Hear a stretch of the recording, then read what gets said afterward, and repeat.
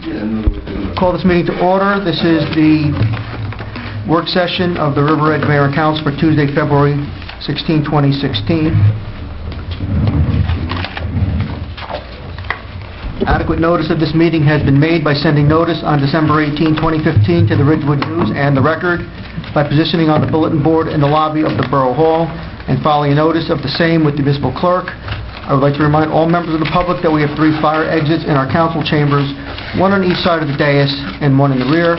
In addition, we are being recorded by both audio and video for purposes of creating a public record during the public portion of the meeting. If any member of the public wishes to be recorded or heard, they need only identify themselves for the record, and they may make a statement or ask any questions they would like. Roll call, please, Madam Clerk. Present. Councilman Bartoloni. Here. Councilwoman Bassi. Here. Councilwoman Davis. Here. Councilwoman Murphy. Here. Councilman Papaleo. Here. Mayor Mignon. Here. Okay, no borough administrative topics this evening, and first item for discussion, municipal open space allocation. Mayor, if I may, could we go to the consent agenda first? Sure. We have one item listed there. We have a request from the River Edge Volunteer Ambulance Service to place some placards out on public property. And the description isn't quite clear on the work session, so I think that the request is to post this at the Y at River Edge Road, and then I would also include other public locations, perhaps. This was their advertising for Help. volunteers, right? Right. Yes. So it might be firehouses out on the front lawn of Borough Hall, things like that, which we could discuss with them and, give them the What opportunity to about spread the the word. entry into that park down there where you first come in? 140. Yeah. Yeah, so Is that that's why I would just say other public, Yeah. It's an umbrella, he's covering it Yes, all. he's going to leave it to their discretion, Right. or give them wider discretion. That's fine with us. I know we have Sanders here, if there's any questions as to what the sign looks like, it's a lawn sign, I think. Okay. Anything else, Jeff, or that covers it? Oh. Well, if you need to go bigger, you probably can go bigger for visibility Yeah. purposes. So don't, okay. Yeah, you may want to go a little big. Yeah. Or if there's other public areas, we're giving a more blanket approval, so we'll give Alan the discretion of approving additional locations. So you just got to call for a vote. Okay? You have vote. No, this is on the consent agenda, so did you want to discuss any other ones on the consent agenda, Alan? I know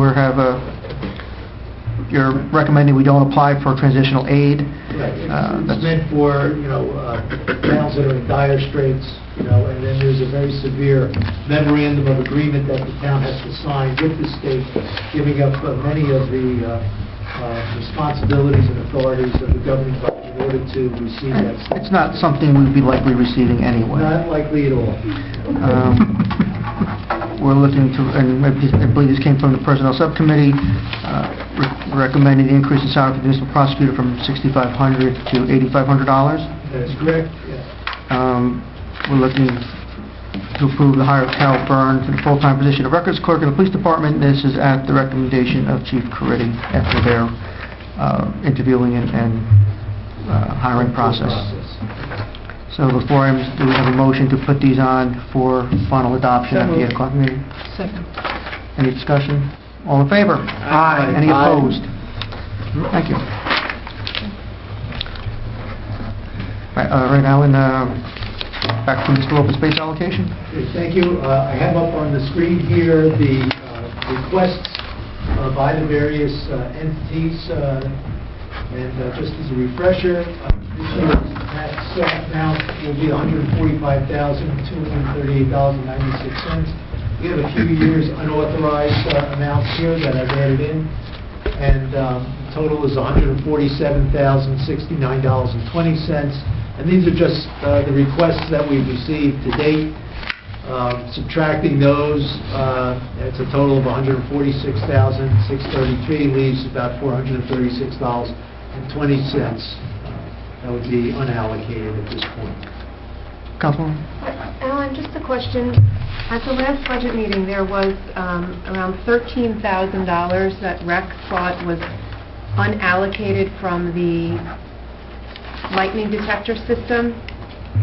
Is Yeah, that, well- was that captured here in the unallocated? No, it isn't. No. Can you just talk to what that is? What they have, I think, they looked at a portion of a budget that had been previously approved for the lightning detection system. And what they're saying is, we need half of it, we need a certain portion of it. So that's committed funds right now. But that's not unallocated open space from the No. previous year? No, that's, the unallocated is where there's been absolutely no resolution at all, indicating what those funds will be used for. So I think the Rec Commission is looking at a prior allocation by resolution of the council, and now they're willing to say, let's revise that, and reappropriate that money to But new But purpose. it's not unallocated. But is that money still available, Alan, or is it reallocated to something else at a subsequent date? No, that would be available if it's in the balance. So how do I don't we- understand why it doesn't increase the 147 by... Because I think it's already considered as if it was spent. It's committed. It was committed, he has it booked as if it was encumbered. A resolution committing those funds, it would take another resolution to liquidate that commitment and reallocate it. Well, then we should do that. So we need to do that. You have a recommendation, what you have is a recommendation. from the Okay, so recommendation. that was my question. What do we need And to then do there were, to what were the reduce other, those? there were several other ones to reduce also that the Rec Commission had. There were, their maintenance projects, they were recommending reducing the cost to replace the benches and the dugouts, but I don't recall what that dollar amount was. They wanted to retain the request for the fence repairs. That was a safety concern. Well, let's deal first things first. We want to reallocate the $13,000. Alan's saying we need a resolution, so we need a motion and second to do that, don't we? Alan? Yes, and that resolution would appear at the next public meeting. And that would just increase the total available funds. It's not reallocated anything specific at this point. So I make that motion. Percent. Any discussion? All in favor? Aye. Any opposed? So Mayor, with all due respect, I don't have anything in writing from the Rec Commission. Well, but the question is, if that was allocated for that project, and the project's closed out, there should be a balance on the account, no? Well, yeah, it needs to be checked. It I- needs to but- be- but- I'm hearing $13,000. I'm not committing to the number. What I'm saying, though, is if there was a budget allocated for the project, and the project is closed out, there has to be an outstanding balance on some Yes. account somewhere. And they're saying it's 13, maybe it's not 13, but that's...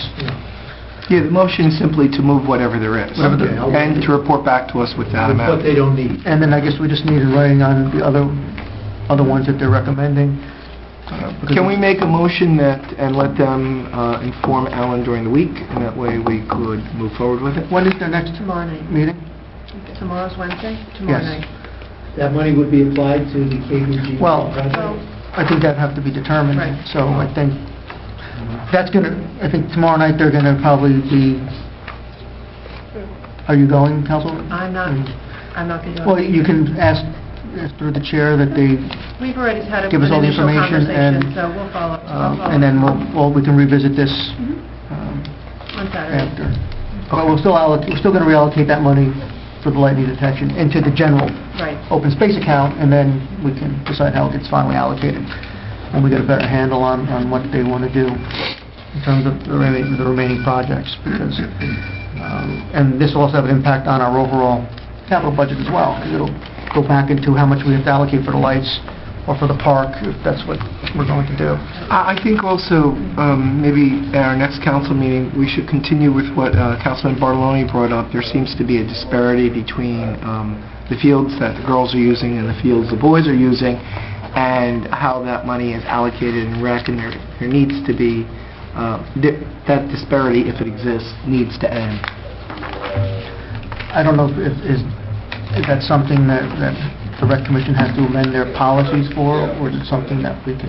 Well, we're funding through open space. I know, but they decide how the fields are allocated. So Mrs. Rowland can give us some better guidance. At the end of the day, if the mayor and council feels that the fields are not being taken care of, or there's one group that is not getting their fair share, I think the mayor and council has every right to step in and to potentially allocate funding, if you're allocating funding here to field maintenance. I don't know if we're talking about allocating funding as much as we're allocating time, or access. No, it's- If I can, Mayor, I think it's an access issue. I mean, there's a disparity in the quality of the fields that what the, Little League gets to play on versus what Regal gets to play on. I mean, there just is. There's more opportunity for Little League to fundraise because they have fences in which to put advertising on. That's something Regal has no, the girls at Regal don't know what it's like to really hit a home run over the fence because, well, there's no fence to hit a home run over. I mean, if they can, God bless them, sign them up for the Yankees because they're going into, they're going into Oak Avenue. So they're hitting it way far. So what I think we have to look at really is the overall access. And probably what we need to do is the Rec Commission meeting with Regal and with Little League representatives of both groups to try and work something out. Because I think, there is a disparity that I think should be addressed. So. Yeah, I agree with The that. Rec Commission knows in charge of the fields, that's going to be something the mayor and council doesn't. You don't, they're We on a can't conference allocate board, the you're not use. allocating it. They have to, but You hope they'll hear you loud and clear as to your concerns, and we'll address those concerns, but eventually it will be the Rec Commission. and I think we're still questionable on whether we're including the sculpture funding under this, and I don't know if did we decide finally with regard to the shade tree allocation. I think the other ones are, I don't think there's any issue with beautification, the DPW at this point, Memorial Gardens,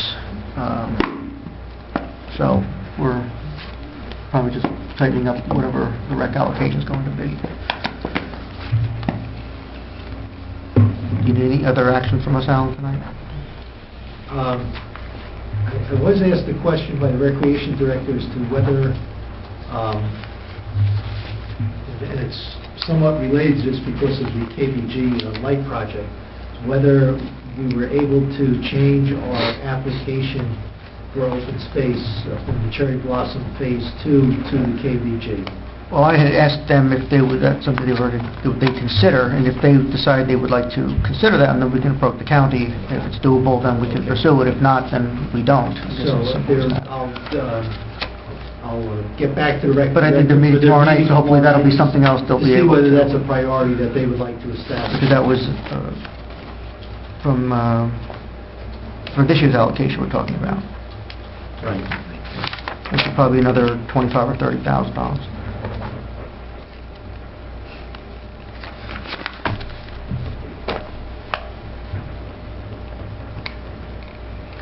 Well, I'll await the council's decision on what you want me to do, and then traditionally, I would prepare resolutions for each one of these allocations. If there are some that you want to accept at this point, I can prepare those resolutions for the next meeting, and then those will be fixed. Or if you want to wait until you've done the whole thing, then we can do all the resolutions. Are there any timing concerns at this point? The only thing I would say is the sooner you decide open space, then you'll know what to do in the capital area. As a procedural issue, when is this funding actually collected? Is it collected over the course of the year, like with the regular taxes? Or do you take money and fill this? I usually do it in two stages. I'll take half of it this time of the year after the resolutions are done. I'll put half of it over there, and then we'll take the second half. Does it move from like existing funds and then it gets moved back as the money comes in to go to the trust fund? I guess what I'm saying is that The cash. you can't, like, if we had to collect the money over the course of a year, the money would not be there till the end of the year, so you wouldn't be able to fund the project ahead of I time. don't do that. I take, knowing that once the resolutions are passed, the departments move ahead with their projects, so I have to have the cash to fund those. I'm saying if we waited 2 weeks, are any projects in No. danger of not getting No, done? no, Okay. no. So we can wait till the next council meeting, Yes. first meeting in March, and then we should have all our answers and should be able to finalize it unless somebody has a different preference at this point. Could we have a motion then just to wait until So moved. second? Second. All in favor? Aye. So we'll finalize the allocation at the March meeting. Very good, thank you. Mayor's report, I have nothing specific to report tonight. Nothing for our information. Unfinished business. Anybody have any specific? I'm going to say, I'll go down the list. Shade Tree. I've been following one instance right now where we have a resident who's been having some difficulties with coordinating with the Shade Tree Commission with regard to getting approval to take a tree down, which was ostensibly approved by the zoning board for a driveway widening.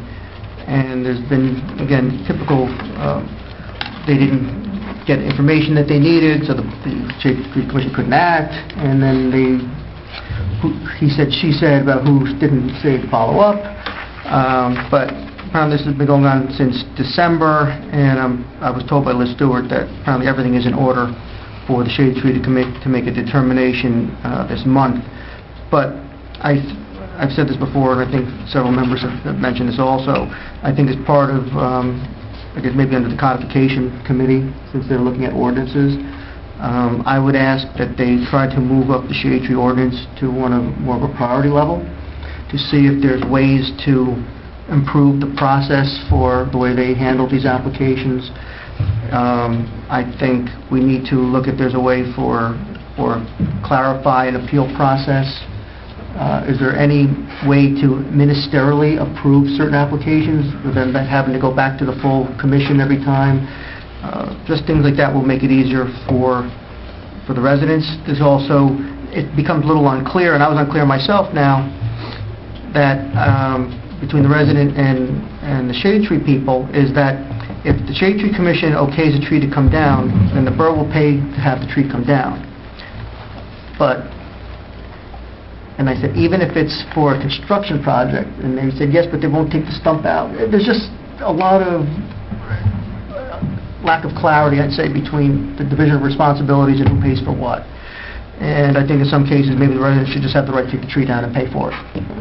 And I think those are the kind of things we need to look at. So maybe the codification committee can look at the ordinance the way it stands, and if it's appropriate to meet with some of the Shade Tree people and get their input on where they see things might be able to be moved. To me, that's a good first step on how to resolve it. And we'll see where that goes. But from a bureaucracy standpoint, we still need to help them have better means of communicating with the residents, responding to the phone calls. And I know that they've been struggling to improve that, and I think in a lot of cases they have, but apparently in some cases some residents still don't feel it's enough. So it's something that we have to respect.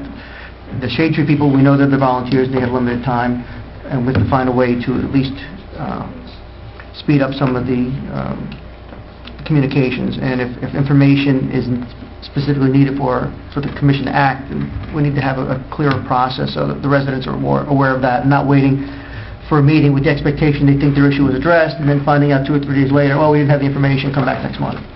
So, we have that problem, not just with Shade Tree, it happens with the zoning board and the planning boards, but usually people dealing with those boards have a little more experience, or you're dealing with professionals like the planners or the engineers or attorneys who are more attuned to the process, and the homeowners themselves responsible for getting that information together. So I just think we need to make the process a little more resident user-friendly. So, a lot of words, but thank you. Social media policy? Yeah, the resolution on tonight. I had a couple questions. I have one too. Sorry. Go ahead, you're ahead of me. Oh.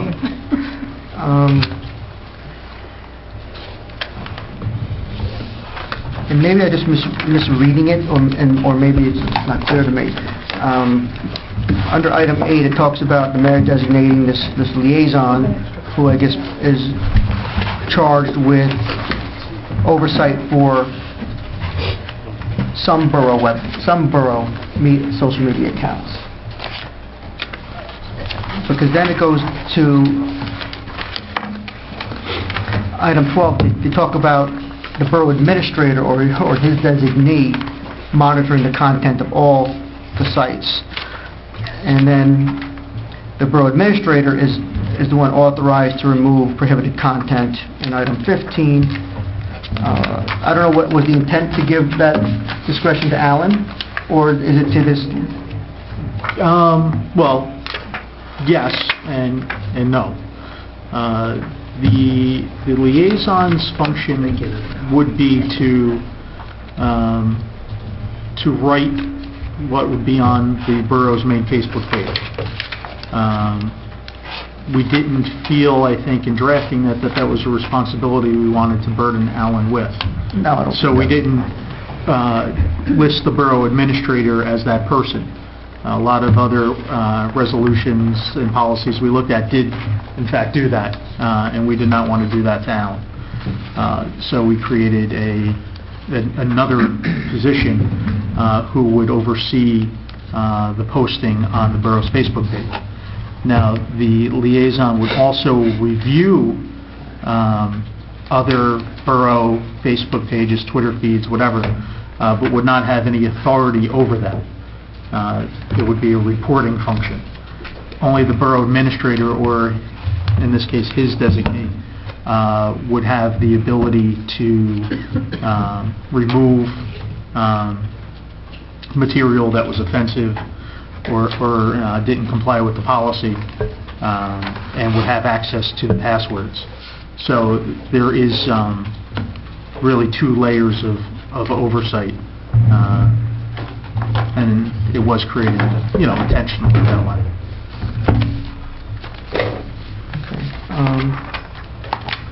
I did have, I know this was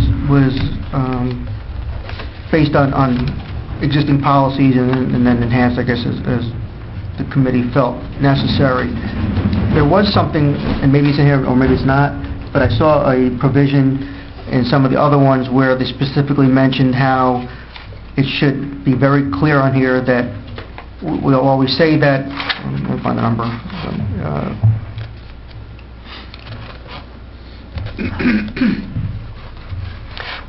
Well, item 13, where it speaks about the social media sites not to be used for making any official borough communications to the public. There's also a corollary to that saying it should not be used, or it should be clear that the public cannot use that to report information to the borough either, meaning you can't ask for an Oprah request through this, you can't ask for a police report, you can't ask for, that was a specific I item. don't have the saw policy in front of me, but I do believe that language is in there somewhere. I didn't bring my laptop with me. I didn't see it here because it was a specific. Specifically discussed that, I remember. Yeah, I do believe that. But that I don't. That is in there. That specific one I don't. I don't have it in front of me right now. I see. Yeah. Just give me 1 minute and I can find that for you.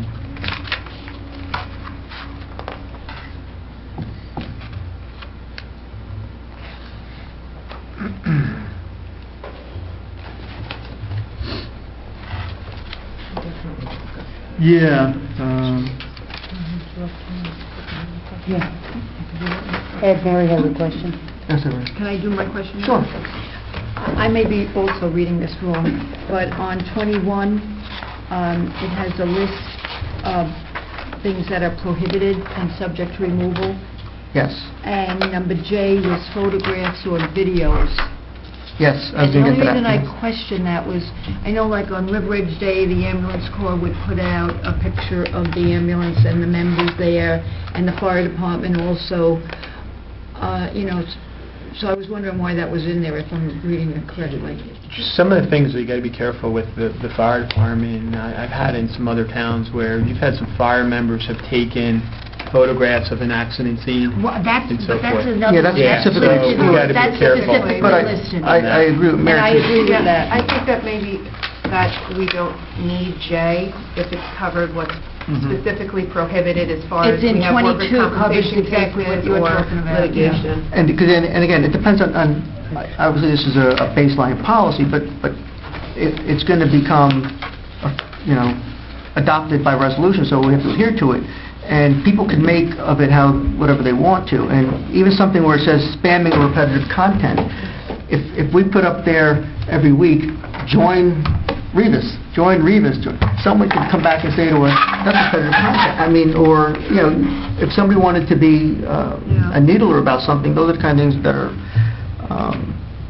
you know, I understand there's room for discretion, but I don't want this turning into, and it obviously has the potential for turning into a very busy work maker for whoever's going to have to administer this, particularly if people decide they want to make points. Well, I don't know, Al, how you feel as a member of the Technology Committee, but I would be fine with removing J and Yeah, I don't have progressive any. videos and, is it L, spamming or repetitive content? If we see we're having some type of problem, then we can revisit that. Because, But I it's not mean- intended to prohibit people from sharing what's happening in the borough from a positive perspective at all, or encouraging more people to get involved in borough-related activities. That's not the intent. So if that's seen that way, then... To me, covers what we don't want. Right. correct. I think the intent, I'll speak from my perspective, I thought the intent was that it's more about disclosure, and it's more about being transparent as to who's posting information. I'm not as particularly concerned as to what they're saying in most cases. It's more that you don't have anonymous people proffering, which can be opinions or something which really don't serve the group for which they're supposed to be representing. And that brings me to the last point I had mentioned to Councilman Bartoloni today, is that as of now, I would be the only individual who would be subject to this policy, because I decided to have a separate Facebook account as mayor than having as part of my personal one, which to me is still a cleaner way of doing it. And if I go by that, it says that I couldn't give any personal information or personal opinions. So me saying or endorse anything, like if I said, today we had the opening of Francesca's Market, come on down. Well, that's my opinion. I mean, if somebody wanted to make an issue of that, then that's an issue. I don't think as an individual... It's not an opinion, though. It's an opinion. You have to take a position. You're not taking a position. That's exclamatory. That's expository. You're offering information with that. We had a wonderful event today. No, that's... I mean, that's what I'm saying. I mean, it could be construed however you want. Yeah. I just think as individuals, because then on the flip side, we get into almost thing like when you talk about emails, business versus official, whether you have cell phones, which are personal versus official. To me, the cleaner way would be to have everybody have their own separate page. This policy makes that very, very difficult, I think. And as an individual, I'm not speaking on behalf of the farmer's market. I'm not speaking on behalf of the library. I'm not speaking on behalf of any other borough entity as a reference to boards, commissions, committee, departments. So I would feel the same way. When you had your own council person, there's no issue with that. It's clear, it's disclosed, it's transparent as to what you're proffering. So, see, here's I guess the distinction I would make is that Edward Mignon Facebook page is your own Facebook page. When you create a Facebook page that says Mayor Edward Mignon, you're creating a Facebook page for the office of Mayor of the Borough of River Edge, which is a distinction. On your own Facebook page, you could say and do whatever it is you feel as though is necessary. The council, we are 6 as opposed to 1. So the council would then have to, I guess, make the Facebook page of the council of the Borough of River Edge. And that's where I think, and I don't know about you guys, I don't want to do that. I don't either. I'm happy with my Facebook page, which I'm very diligent about not making any public comments about things going on in the borough. The same as if my regular job, I don't go around making comments about my employer, because But you're allowed that to has say- a way to come But you're allowed come to back say, at you. You're So- allowed to say on one page, you'd be able to say, I was at the Little League opening ceremony today. Little League is a great organization. I would be Yes. prohibited from saying that as the mayor. Only because on- of the way well- this policy's written. But again, you could say that in your private capacity. There's no one stopping you But if I in your had private a- capacity from saying whatever you want. But if you had a re-elect Councilman Bartoloni page, that would be outside of the policy. Yes, and campaign So laws if are I very changed clear today, about re-elect that sort of thing. Ed Mignone mayor 4 years in advance, then I would be exempt from the policy, which to me, that's not addressing the spirit of the policy. The spirit of the policy is disclosure and openness. Yes. And I think we're opening ourselves up to Oprah issues, and so isn't that not true? If you start talking about mixing, it's like a cell phone. If you had posted something on your personal Facebook page, does that become a Oprahable? Yeah, I would say, and that's why we talked about using, your private email and trying to get to use borough email, not hitting reply all type of things. But if you have a personal account and it's not borough related, I don't believe they're, again, separate Facebook page, it would not be anything Oprahable. I understand the spirit of this is you may have departments putting personal opinions out there, vote for so and so, or that's restricted somewhere else. But putting other things in, I think that it was the intent of it, or spirit, is just send out information or come join our organization. Listen, Oprahable, we deal with them as they come, and I don't. If there is a borough website, anything posted there would be potentially Oprahable, no question about it. But if it's a separate account and we get an Oprah request for re-elect Ed Mignone, we're going to say this is not a borough website or not a borough Facebook page. We have no authority. But if person A, private citizen who's also a Keep you council out of it. person... No. So hypothetically, suppose now there was person A, their council person, they have their private Facebook page, and there's an article about 7-Eleven, and they put it up there. Is that an endorsement of position one way or the other, and why would that be exempt from the policy? Whereas if you were disclosing you were a council person, you should have the right to express your opinion on something. Whether it's something like that, or whether it was, say, like they come about the Tobin Pipeline. Suppose it was going to come right back into Camac Road, and there was an article in the newspaper saying how horrible it is. And you wanted to put on your Facebook page, here, read this article. It's you're taking a position now. You're saying that as the mayor of the borough, I'm not allowed to make that kind of an opinion. I think, mixing a little bit, obviously if anything's in litigation, nobody should be putting anything out anywhere, on your personal, anywhere, because we're in litigation, and that's why we always go behind closed doors to discuss litigation. So if it involves litigation or the possibility of litigation, nobody should be putting anything basically out there. Now, you're right, you have every right to put personal views or personal opinions on, even though you're a council person.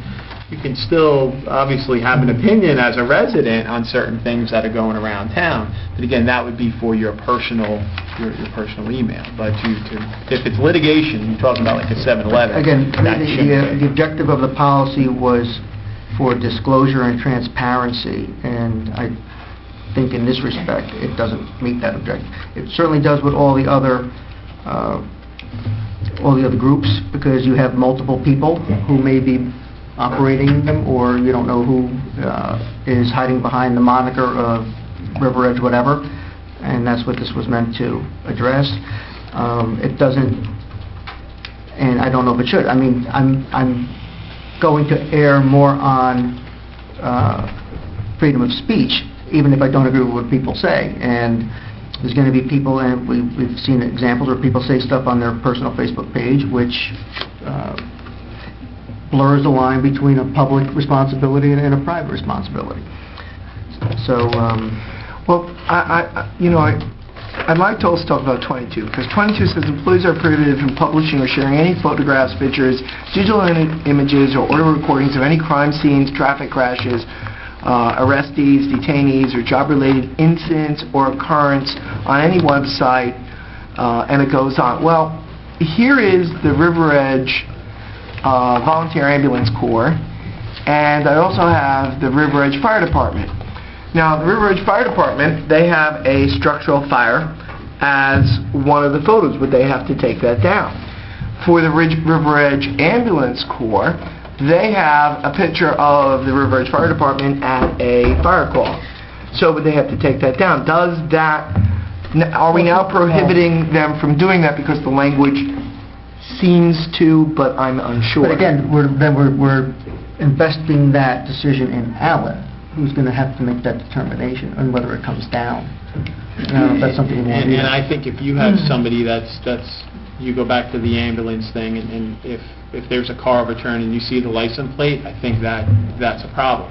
If you see somebody, a victim, being carried down the stretcher and it's being posted, I think that's a problem. If you have a photograph of just a house on fire and when working there, I don't see that as But that's, a potential the language- problem.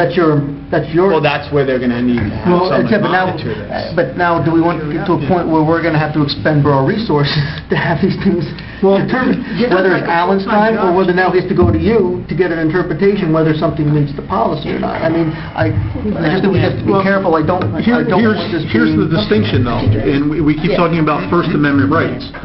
As an employee, your First Amendment rights aren't quite what they are when you're a private citizen. And what we're talking about are borough employees. We can't mix up the two. First of all, while you're on company time, you shouldn't be posting to Facebook anyway. That's number one. If you're being paid to do a job, you shouldn't be taking pictures of it and saying, hey, I'm going to go put this on my social media account. All right, that's because you're not being paid to go and post on social media. Now, our volunteer firefighters, that's something different. But It's very different, because they oftentimes use those photographs. I understand they're like for recruitment training. tools, and I understand the purpose, and you want people to know what they're up to and doing, and that's fine. But there has to also be some common sense here as well, and that's what I think we're looking for. Is that, listen, most of this goes to don't put things on that are offensive, that are threatening. Don't put pictures of people that you're servicing as a member of the public without their permission. Now, in terms of, I understand with your Facebook page, I get it. You're a one-man department, essentially. But, I don't know. It's an oddity, I guess, because you're the only person who's the office of the mayor. You're one person. So, but you do have your private account where you can post whatever. Yes, but again, you want. because you don't want to mix your political with your private, because there's people who I might be personal friends with who have no interest in politics and they don't want to get involved in that, and that's why you have things separate and distinct. The only person up here, well, I don't have Kathleen's account, but Tom referenced himself as a councilman, which I think is fine, and at least he discloses that. Other people, they may know you're a council person. They don't know if you're speaking in your official capacity if you said something or if you're not. So which way is better? To have it completely blurred where you don't say it, but people know, Tom's case where he discloses it, or mine having it separate and distinct. So I'm talking about for individuals. For groups and entities, I think this is Well, fine. I think what you're asking is the council then to make a determination is that you're not speaking on behalf of the borough, you're still speaking on your individual behalf, but you just want a separate Facebook page that says Mayor Edward Mignon, as opposed to Or if I said, Edward Mignon. but if I put under my own page, Mayor of River Edge, then it doesn't apply. Yes, that would be a separate former Mayor Muscaratola put, I think it's actually still there. It says Mayor of River Edge on his Facebook page. So you could certainly do that. I mean, I put my employment on my Facebook page where I work. I don't list that I'm a council person. But again, that's my decision. I don't typically post anything that is related to politics on my Facebook page. It's for my friends and family, and But that's I'm not pretty sure they don't true. There are care. stuff that's on there that's politically oriented that you may have been at because... Yeah, I mean, tagged events to it. maybe I went to, but I'm not making political, I that's generally not- don't make political statements But actually on my Facebook page. that's a matter of somebody's opinion and who wants to... But that's very clear that it's my personal Facebook page. There's nothing on there that links me to River Edge. Listen, if you want your own, but again, you're asking us to say, the Mayor Edward Mignon Facebook page is not an official I'm saying that any of us, page of the borough. we are not a borough entity as described under this definition. That's what I'm saying. Yes, please. Can we get back also to, one of the main reasons we're looking at this today is because we have departments within the Borough of River Edge who have asked to have social media as an additional communication tool with our residents, which is one of the driving forces behind why we asked Mr. Sarlo to craft this, because the communication survey went out, and departments such as the building department, the tax office, what have you, wanted to be able to use social media to communicate information. Is the borough administrator comfortable giving them the ability to do that without a policy in place for how that should operate? I mean, somebody has to Like, we be need to- in charge of it. Right. And maybe we take this in pieces, but we have employees at the borough who would like to be able to communicate with residents via social media. I think the body should be able to give them the framework to do that. But they've had the ability to do this Well, is that true, before. Alan? Well, we have them. That's the thing. And Well, We have a don't fire any- department, we have a But- Revos. But they're volunteer organizations. Yeah, but this is why I'm going to keep going back to 22, And I know I because have zero... 22 clearly about says that. any job-related incidents or occurrence. So they can't post... You get point. If this is supposed to be the social media is just supposed to be proactive and giving out information, then I don't even know why we would entertain letting people comment, because that runs to issues also. So if we're just giving out information, people shouldn't be allowed to respond and and then you get into a whole other thing. And we're going to talk about this later as it applies to the police, because I had a discussion with the chief. We're talking about specifically about how some police departments use social media, and there was a case I had seen where there was an incident where they had a sketch and a description of somebody, and they put it out there, and now everybody in the town is saying, oh, that looks like so-and-so, that looks like so-and-so, that looks like so-and-so. And do you really want that also? I mean, that's a danger, and so why should people have the ability to even respond? So There's nothing in the policy that requires it to be, to allow the public to make comments. But if you do have a department that wants to make comments, you have to have rules in place for that.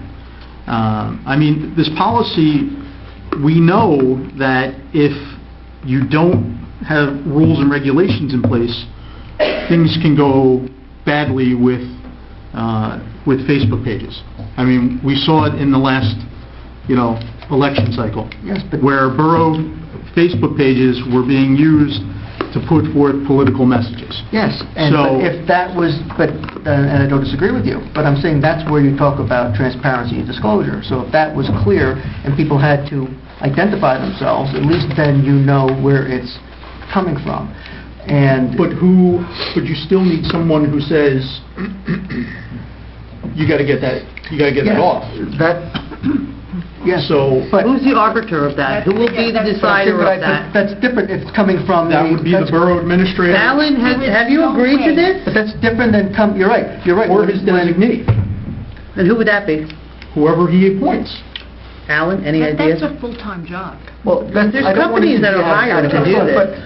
But he's absolutely correct, is that's the problem, is if you don't identify, and we've seen Facebook pages which are ostensibly representing the borough, and there's been no controls over them, and there's been no identification as to who's making the postings, and there's been no vetting of what's been said, and then there's no accountability when things that are said aren't correct.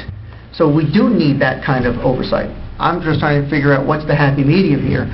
and, You need it, but I don't think Alan... Well, that's, I said, I don't, particularly for my personal Facebook, I don't want borough resources having to be him worrying about whether I said I liked going to this event or someone wants to complain about it. all the time, because social media is only going to get... But that's why it's important to get a handle on it. I don't disagree. We do need some framework of a policy. I'm just trying I have to a figure out question the best way regarding to- number 10, where it says passwords. I think that's going to be a problem. I know somebody mentioned to me from the fire department that they don't even get it. Facebook doesn't even allow you to share your password Right. with anyone. If you look at their Well, but they policy. can let you, you can let Alan, if that was the person, he can be an administrator to that account. Well, you're separately, also could you talking not? about a designee, so who is that person? Who is this big brother, the Kremlin? There's no big brother. You're talking about borough personnel. This is I as if... believe that the passwords, Tom, if you would look into that... I used this analogy before. This is a condition that's in other policies. I've seen it. When I was at Passwords? Yes. Passwords? When I was at work today, the computer I was working on was not my computer, okay? It was owned by my employer. My passwords, my employer has as well. So, yes, is it my password to log into my computer? Yes. But my employer has those passwords. And there is nothing different here. You're dealing with employees who want to use borough equipment and post borough messages, and they have to give their employer That's a point. that And information. That is a point, if it's borough equipment. There's no big brother, there's no Kremlin here. This is your boss But saying, you give me your But, password. am I correct, Councilman May? If it's You could not- just set up a third party as an administrator. You don't have to give them access. They don't have to have your information. But again, if you don't give them access to it, what's the point? You would have access, they would just be listed as an administrator. It's just a separate access point. Or if that person leaves Yeah. and just says, I'm not giving you my password, now you have... And that goes to my point again, but if Have it, so- there's a second administrator who would be the borough person, they would have the same. To me, if you're posting under the auspices of the borough should have, no question about it, should have oversight and control and should have access to the passwords. In case something happens or somebody leaves, they need to get in there. Tom, can I ask you a question regarding this? I was reading something where whoever has the password, if there's something posted and there's nothing done about it, they are legally held accountable for the information that is being posted. And that's something that I No, have that's not read. what this said. This basically said that Alan would have the discretion to remove a post. No, this is if whoever has these passwords, if something is posted and say it's illegal and it's not reported, that person that has the password is held accountable for that as well. That was something that I reviewed. If you want to look into the legal aspect of that. That makes no difference in what the social media policy is. If that's the case, it's happening right now. If somebody has the password and something's being posted on whatever Facebook page right now and it's technically illegal, then that would have nothing to do with this policy. This policy is actually, to me, giving them some type of cover. That they can say, hey, the borough is looking at what we're doing here, but and I don't necessarily agree with that, but that would be a case right now, whether you have this policy or not. If somebody has passwords and something is being posted illegally, then they could be on the hook now for it. That wouldn't change with regard to what's going on. Let's just say somebody posts something and Alan has that password, he could also be held accountable for that because he has the password. Now, Alan's not going to go in with the password and change things. Well, that gives him the- He gives them the authority, but he's going to have the ability to tell them, take it down. But we really don't know. This doesn't say that. This says that He You has know? that ability because he's overseeing it. I'm not sure if Alan is comfortable with this, Well, that's something that you or guys his got to designee. decide. Who would that be? So, Who's the designee? Somebody has to do it. I mean, that's Yeah, I'm the just asking. thing. Who? You keep going, Alan doesn't want to do it. Well, I understand that. Somebody has to do it. But who then? Somebody has to be the grown-up and be in charge sometimes. And that's really what this is. It's saying, hey, listen, guys, you want to create Facebook pages, that's great. You want to disseminate information, that's awesome. But guess what? You're employees of the Borough of River Edge. And I'm sorry, but you're not the boss. There is a boss, and that boss is going to have your passwords and your information. It's not going to be me. It's not going to be an elected official, because part of this is making sure that elected officials aren't running the Facebook pages, because we know that's been a problem. So we need to curtail that. So people have to say who's going to be in charge so that we don't have these problems anymore, and, things aren't running amok. You have to have organization, you have to have oversight, and that's how a business works, whether it's a government business or not. But I get that people don't want somebody looking over their shoulder, but unfortunately, that's what happens when you're using borough equipment on borough time, doing a borough job. You have oversight. That's the reality. So for the volunteers that use their own phone, which is not borough equipment, how is that using borough equipment? They're still part of the borough. They're still part of the borough. There's going to be pushback. Well, no one's So, back. Well, I'm just anticipating that I see some issues. I don't see a problem with the policy in general. I think there's going to be tweaking that needs to be made as we go along. But I'm just concerned about unintended consequences. I'm concerned about using borough resources for some of these things, because... Listen, I welcome critique, but at the same time, offer me some solutions, because I hear there's problems, but nobody has said who should be in charge, what changes should be made, and how it should be implemented. So everybody's had this for several weeks now, and so give us what you want to change. Well, I want to change number 22. I want to change number 22 because I think it's too broad as it's written right now. It covers all incidents. I think it needs to be changed so that the fire department can publish and Revos can publish just a little bit broader. Certainly not pictures of criminals or pictures of... But see, this is where we're going to get into semantics about what's... But that's always going to be a problem. We need to have a framework for a policy. Because right now, as I read it right now, I mean, Revos, for instance, has a picture of them at the... I know, but take Revos and emergency services out of it and think about other... They have a picture of an overturned car. Yeah. If I'm an attorney and I'm involved in that case and I need a photo of a car and I see it on there, I'm subpoenaing the borough to see who took that photograph, to bring him into court to authenticate and show me that photograph. So you're saying that they shouldn't be doing that in the future. What about a building fire? What about fire department outside? I know it happens. Let me ask a question, Tom. I know it happens. Even if we did not have this policy and you ran through that scenario, what is this policy doing to protect the borough from having that photo subpoenaed? The policy is not changing that. That could happen anyway. Well, right, but your policy is restricting what can go on there. And that would be the whole...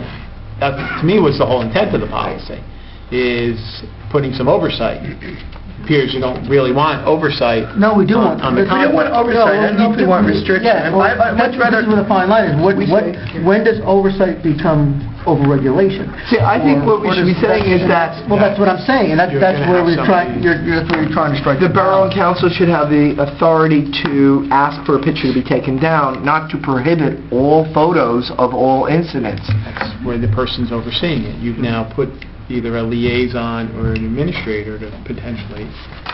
The council can't do that job. Yeah. I mean, you could have a Facebook post up there for 2 weeks before the council meets again.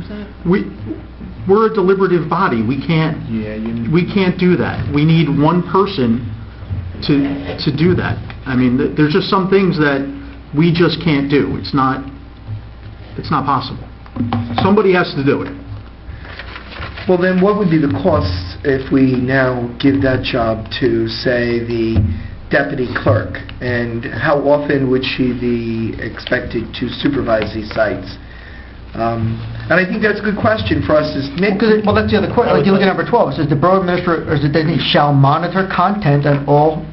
We don't allow any of those photos on our Facebook page or websites. We don't want to see any car accidents. to be honest with you, we don't even like somebody's house fire, because if it is your house, you got to keep being reminded that your house is on fire. There's other ways of promoting yourself and using it as a tool than actually putting, what you're doing basically on there. So and I'll step out, but we take a pretty hard line approach on things like that. We just, Are you speaking about Little Fire? Yeah, you know what, put a picture of your fire truck and... I totally get it, uniform, but at like the same, if Rivas was taking a picture of them performing CPR on someone, Yeah. that would be offensive, right? Yeah, I'm not That would be saying- horribly offensive. So similarly, people could feel that invasion of their privacy by the borough posting a picture of their house on fire. Well, I think There's a the difference between the firemen very geared up consistent. and, doing their job. That's great. Okay. But when they put the One question, the house, Yeah. you know what I'm saying, but here we that's got public job-related... information. Wait, let me Okay, finish. The language... but let the news media do that. The it says job-related But let the news incidents. media So, do for that. Why does instance, the both borough have Rivas and the fire department Wait, are on River Edge Day. Tom, That's a Tom. job-related incident. Let's try to bring this back. Okay. Okay, I'm assuming there's a consensus that we want a framework of a policy. Is that safe to say? Do you think there's a need for a policy at all, or no? Yes, I don't know if I want... No, that's what I'm asking. Should there be a framework of a policy? I agree. There should be, but... So we agree on that. So the question is how we build on that, and Yeah. I don't know what the answer is. Do we want to go back to committee? Do we want to adopt it and see what happens? I don't know. I think we should, Get some- why can't we take this and then come back next time with, when we have time to think about it and I will add? just echo Councilman Bartolone's point, is that the members of this council have had this policy it's true. for well over 2 weeks. I would venture even longer than that, and I'm glad we're having this very deliberative conversation, but there was opportunity weeks before to provide comments, and I'm glad you're sharing it now, Councilwoman Murphy, but I think we could have had this deliberative conversation at our previous I meeting. take part of the blame for that too, because but- it was one of the but things, once you read it and you start thinking about how it's going to be implemented, I that's when understand, some and of I'm these things pleased that we have happen. consensus that we So- want a framework moving forward. And also, the fire department reached out to me, and I was trying to meet with them yesterday, but given the storm and everything else, I wasn't able to do that. They have some concerns. I'm wondering, I think this is something we should do. I'm not saying against it, but I think there are still, and I agree with Mayor Mignon that, the more I read it, the more I think about it, the more concerns or questions. I think we might want to schedule this for a work session and allow the different departments to come and share their concerns about the policy before we adopt But it. I think we know what their concerns are. I think you articulated them. I don't know Yeah. whether that's, that would be productive or not, but they certainly could. Well, at least- I mean, they all know this has been around, because I know the library board commented at it at their meeting. We know Rivas has commented, the fire department has. So, other than that, I don't know what other Okay. entities were thinking who would Well, I have think there's a concerns. difference between I don't handing in a believe- comment and Yes, well- being a part of a dialogue. Because I think at the end of the day, we're going to have a policy. I don't think you can avoid it in this day and age. It is something which is more prevalent, but I want something that's going to be workable and make sense. Well, I think- And not going to be subject to Alan getting calls. Did you see what's on this page? Did you see what's on this page? And did this one say this one? And I very much, we think we should have the departments And don't disclose think with during an election time administrators. that's not gonna happen. We should turn over the passwords. I have no problem with that. I think that's appropriate. The questions I have is, how restrictive are we going to make the policy? And who's going to be responsible for doing it?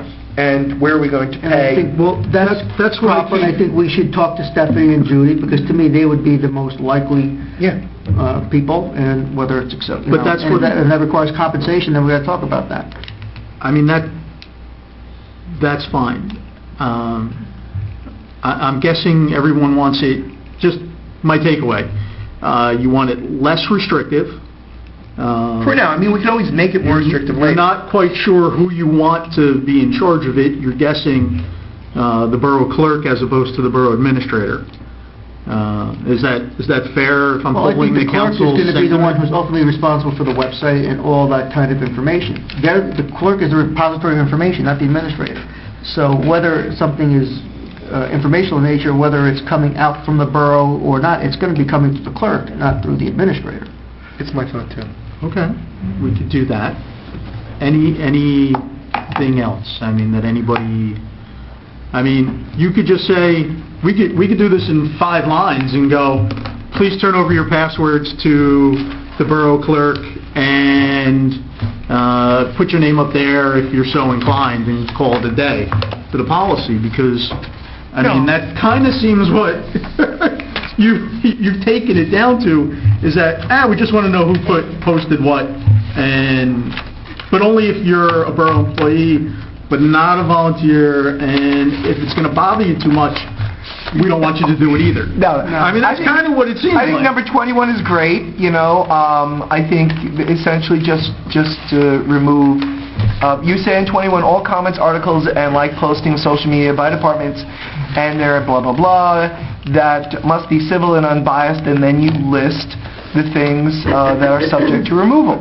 I think that's good. I think essentially it's very good. I think we just, and maybe, I don't know. I'm not ready to vote yes yet, and on the sum total of the policy. Because now, again, and I get back to this give and take, when it talks about the borough has 48 hours to respond to a request for information. I don't know whether this should even be determined as the proper venue to request information. So that's something, that you have to look through Oprah and make sure that it's not an operable request, that it's not something that, those are the logistical things that I see. So I'm not saying that we don't have these things, we do have them. I'm just saying that these are concerns when it becomes more reality-based that we're going to implement this, and you start thinking about how it's going to apply, these things come to light. So I certainly don't want Councilman Bartoloni or Councilman Steve taking this as a critique. No. I know you put a lot of time in it, and the framework is there, and most of it I think is going to stay. It's just a matter of coming to a broader consensus, and I think we'll get there. So that being said, we need to go into regular session. Do we need to come back in work? There were some other topics I wanted to bring up, but I guess I can bring it up next time. Back to work session. And do open to the public and the rest? Not yet, but I can go quickly. But is there any reason to come back into work No, session? we're done.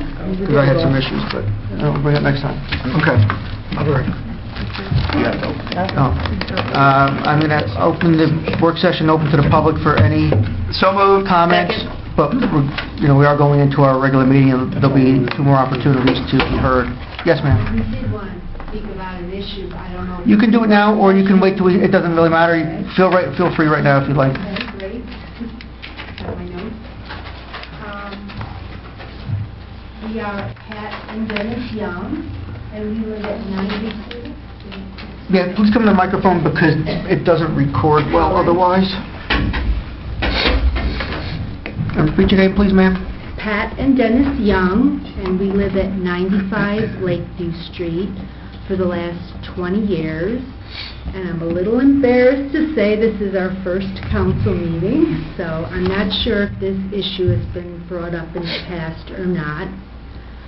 But during the last 3 to 4 years, we've experienced an explosion of parked cars on Lakeview Street that have been, it's an overflow from the apartments. And as the number of apartments has not increased, it's clear that the number of occupants in those apartments has. We've had to call the police on several occasions because a car was blocking our driveway, most recently on October 31st and December 31st. And we've also had to call the police department several times because cars were just left in front of our house for almost 2 weeks at a time.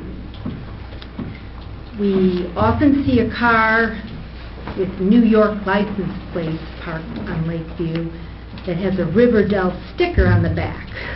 So I don't know if that means someone who actually lives in New York is sending his to Riverdale, We often see a car with New York taxi and limousine plates parked on Lakeview. I don't know if there's a restriction for overnight parking of commercial vehicles. We've seen people park one car on our street, get out, walk over to another car, get in, and drive away. We don't even know what that's about. So we just have a couple of questions. Is there an ordinance as to how many people can live in a 1- or 2-bedroom apartment? Are landlords required to verify that the person who has signed the lease and their immediate family are the only ones who are actually living in the apartment? I mean, and how can the town be certain that there are not 1-bedroom apartments with 6 mattresses on the floor?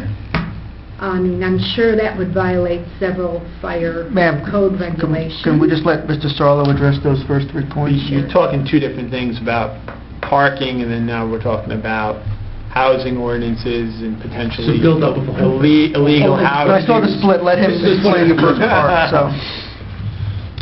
There is, I don't know if we have something specifically on the book about, putting the leases in.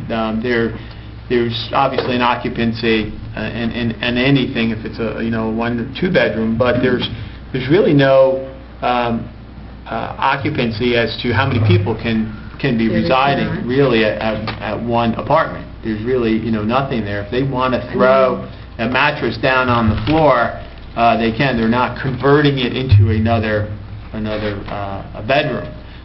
That is something that the Does the council feel that there should be? That's something that the landlord should be obviously monitoring.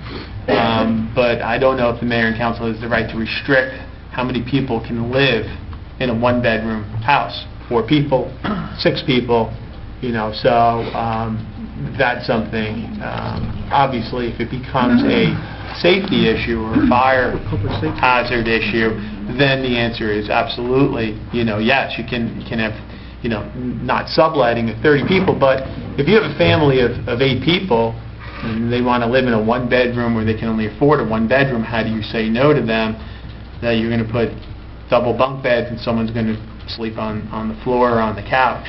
And that's where it becomes a regulatory, issue. But I could certainly, the mayor and council did a really good thing this year, and they put together a codification committee, and what they do, and we talked about it earlier, and they look at ordinances, and this could be something that this codification committee, if they so choose, to look at some of the ordinances regarding the rentals and some housing.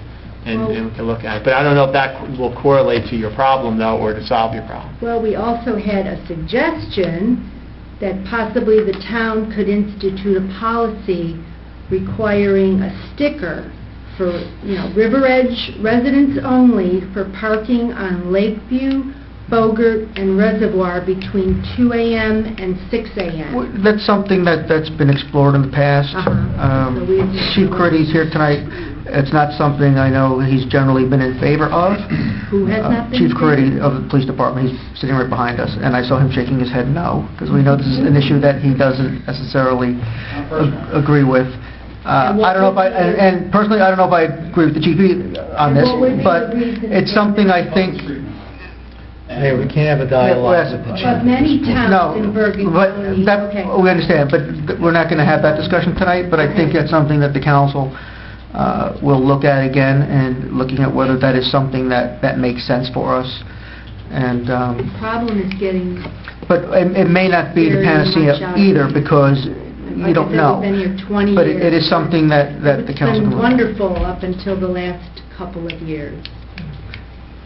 So, and then just on a related note, for whatever reason, our driveway does not have the curb cutout that every other driveway has.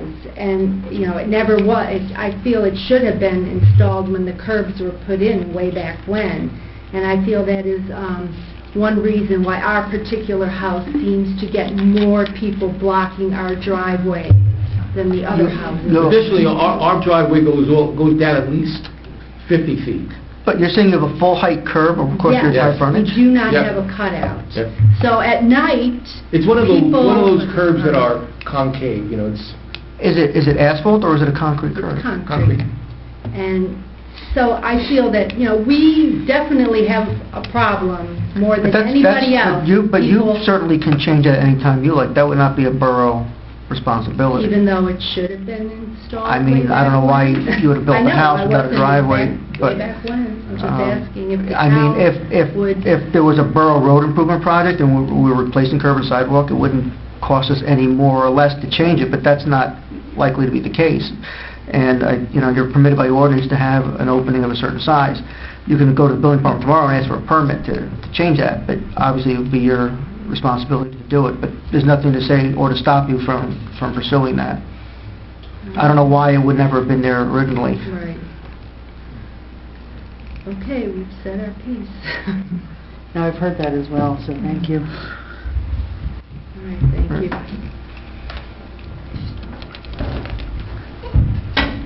Are there any other members of the public who wish to be heard now, or we can go into our regular meeting? All right, well, we'll get all the comments now. All right. My name is Martin Leibowitz, and a complaint about... Your address, sir, Mr. Leibowitz? Your address. 24636 Kincaid. And a complaint about Sanducci's with parking. We have problems. That his customers are parking in our places and chase them, and they don't listen half of the time. They say they're only going to be there 10 minutes, and they call the cops. Go ahead, call the cops. By the time the cops would get there, there'd be nobody there anyway. And now he wants to go in and get tables outside, which are kind of ridiculous. I mean, I don't know how he's going to do it without taking more parking spots away. Also, my neighbors, they're opposed to this whole thing, the basket case and Babylon. Of course, his customers are parking in their spaces too, and they put up signs, but it doesn't do much good. And it's just a big problem with him. And he's also wants to put some crazy sign up, which I don't know. That's going to look like Coney Island. Well, let's separate the two issues. There's a pending application before the planning board, and I'm not going to comment on it because I'm on the planning board, as is Mr. Arcofredo. But it's for, the rest of the board, council knows. Sanducci's is proposing to do, we didn't get the full application in, but they're proposing a small patio in front of the building, very similar to what the diner did, but a smaller scale for outdoor dining. It was proffered to us that there would be no removal of any existing parking spaces, and the only reason they'd be coming to the board, two reasons. One, they would require probably a variance on lot coverage to remove the grass for the paved area, and they would need a variance for a monument sign, which is not permitted under our code.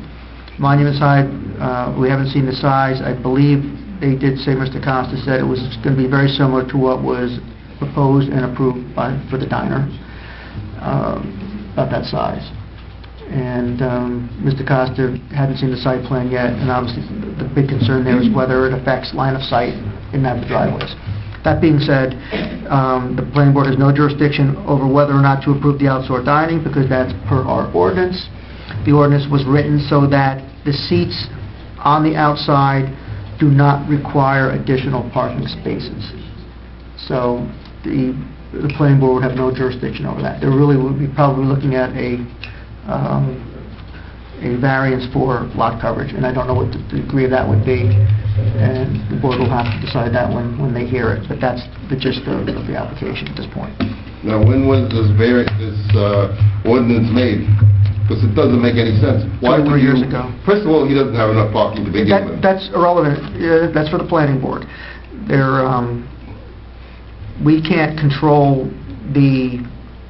we have no jurisdiction over whether there's issues between various property owners with regard to parking, and the police chief is still here, he can correct me if I'm wrong. It's not something I think, I'm not saying that lightly. There was a way for us to get everybody to cooperate, but Chief, under Title 39, we police that, or do we not police it, or? On a private lot, Yeah. quasi-public lot, as opposed to a roadway? Correct. No, not for parking violations. So if someone were to park in front of this gentleman's establishment but go somewhere else and they called you, Yes, if those parking spaces are assigned to that property, you have the ability to sign a complaint yourself. An officer would provide you with the ticket, you would sign the complaint itself. Mhm. You could also provide for the removal of the vehicle. Right. It's under New Jersey statutes 39-456.6. Car can be towed at the owner's expense, and they never come to get the car, they're going to get stuck with the tow bill, but they can be forced to pay the fine for the towing and improper Mhm. parking in court. You have the ability to sign that complaint as the private business owner. Yeah, but what you are doing is just aggravating the problem. You're making the problem, and now I gotta solve it by calling the police. It's the best I can do for you. You know, that's what's happening here. He doesn't have enough parking, you gave him a variance on what he has already, and now he wants to go further. with Now, all due I don't- respect, sir, we don't know what your parking requirements for your building and whether you comply with the ordinance either. Well, we do, but it's besides the point. The No, it's thing not is besides the also- point. Huh? Why you say it's besides the point? It's not beside the point, We because have we to know... be No, because we're not having- we have to be fair. Our customers, they're not parking there. What's your property, 626? 624 to 636. Toscana's, Toscana? Yeah, And the TV repair shop? right, Right, That's your shop? yeah, and You repair the TVs there? right. in your office, Mary? my Yes, so, Yeah. Ms. Davis can't... That's my comment on landlord. that. What's your name, sir? Martin Leibowitz. But, And so you're certainly, and you're told at the planning board, you'll be renoticed when the But application also, I comes. don't understand why the ordinance that allows people to have more spots when they don't need parking, when they didn't have enough to begin with. It's not, and I said this at the planning board, and Mr. Sarlo can fill in more if he has more information. It's not unusual for outdoor dining ordinances not to require additional parking. The theory is generally that when you have that ability, you're not looking at a lot of seats. It's more of an ambiance thing and more of a little, I don't call it gimmick, but it's something that, you know, Yeah, but minor. if you have- But now we're talking about, in the case of the diner, and in the case of this, where you're talking about numbers, I think, which were probably in excess of Was what about the 15. ordinance was intended to create. The ordinance, I believe, and Councilman Murphy was part of the original ordinance, I think the idea was, we're thinking about smaller locations. You're thinking about a pizza shop or an ice cream store, which may have 2, 4, 6 seats. And I mentioned to the planning board, you know, I'm not even sure whether the outdoor dining ordinance is applicable to some of these cases. Mhm. That's a legal issue, Yeah. and whether we have to revisit that going forward. But that being said, he's proceeding under the law as it is Yeah, but you see today. what's happening here. He's getting 15 spots. Now that's 15 people that you have to find parking for. Correct. On top of whatever was there before, Potentially- which was a problem to begin That's with. potentially correct. And but I can't speak, but Okay. there could be, there are other ways that could be addressed. But, you know, the better venue would be when the planning board hears the case, you can come and make your objections. And remember, the planning board will be deciding probably basically on a variance for impervious coverage. It's not going to address if they demonstrate there's no parking, there'll be no discussion on parking. It's going to come down to whether there's a planning justification to grant them a variance for impervious reduction. That's what's going to matter. The signage is a different issue. Monument signs are not permitted. They'll have to make the planning arguments, meeting the positive and negative criteria that... I mean, I think he has one already. That's illegal. No, I shouldn't say Well- illegal, but, you know... I don't think there's anything illegal No. there, sir. If everything that's been approved by previous... I think everything there would have been previously approved under the previous site. Yeah, but it was another variance, what I'm saying. Well, variances are legal. No, I understand that, but what I'm saying, it wasn't according to the law. I mean, We had to go... you gotta look at all, then he's gonna go look up and change down it. Kennecott Road, and it's not just your all the buildings. Nobody meets the current setback requirements, nobody meets the coverage requirements. That's just the way these kind of streets developed over time. And, you know, the ordinances reflect that. There was a time, generally when you have what you call like a business district, which is what we would intend this to be, a lot of times they don't have a parking requirement, because the idea is that there's on-street parking or off-site lots. And the idea is to maximize your your building volumes along the main corridors. Any downtown usually has that, or they exempt the first 1,000, 2,000, 5,000 feet from parking. So there's a lot of variables that go into these kind of situations. So I think the best thing is when it comes before the planning board, you can make your case there. If you want to review the outdoor ordinance and come back and talk to us about that, that's certainly, you're right also. His application is to put a concrete slab. I haven't seen it. I believe it's going to be like a patio. So I want yes. to then be the outdoor dining, I'm just looking at, it's very restrictive too. It just talks about sidewalks. Yes. It's limited to 15%. So it doesn't look like he's applying for an outdoor sidewalk cafe permit. Yes, he is, because what he's going to do is he's going to, see, that's where the disconnect is because he gets a patio. This is what happened with the diner. The patio, they got a certain size extension for a patio, and then they think as long as they comply with the 15% set aside for the ordinance, they can have the outdoor dining. The use as outdoor dining is permitted by the other ordinance. Right. It's sort of So like the of operations. They're going to allow the dining on the Yes. outdoor patio, and then Yes. you're saying extend it into the right-of-way of the sidewalk. No, If it- no, it never extends into this.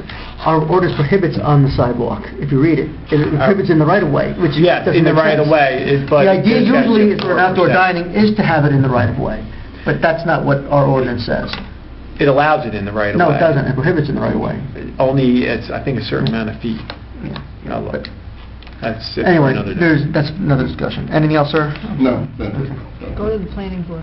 Huh? Go to the planning board meeting. Thank you. Okay, All right, thanks, then. Next. Yes.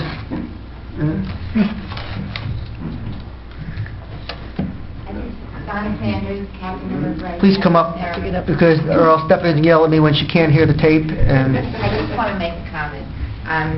The ambulance corps will never, ever post any of our calls on Facebook, okay?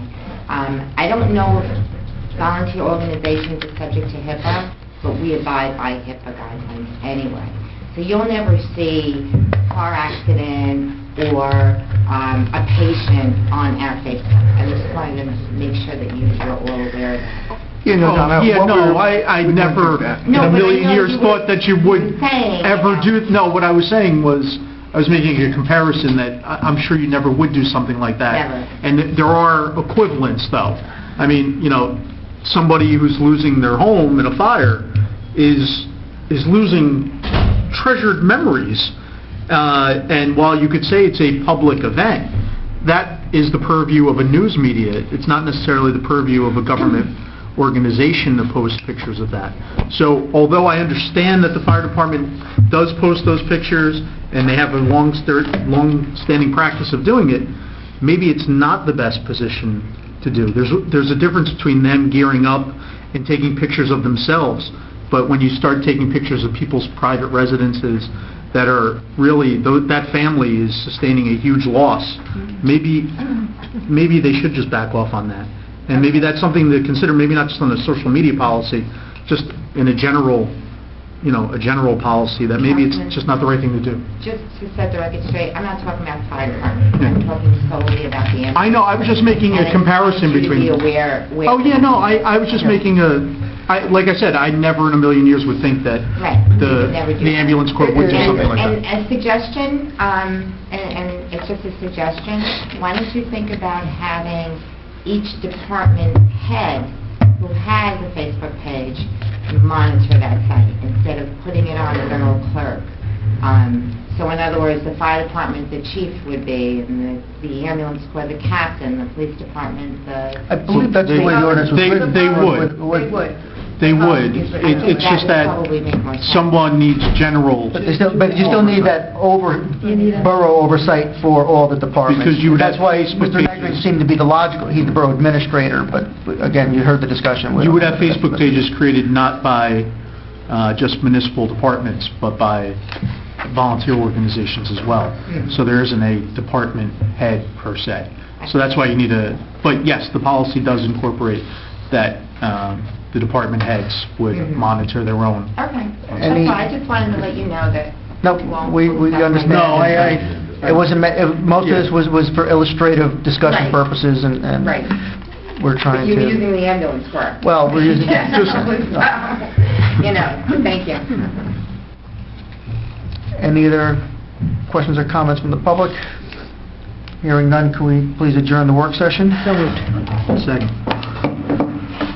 Okay. I'm going to call the regular session of the River Edge Mayor and Council to order for Tuesday, February 16, 2016. Could we please stand and have a moment of silent prayer?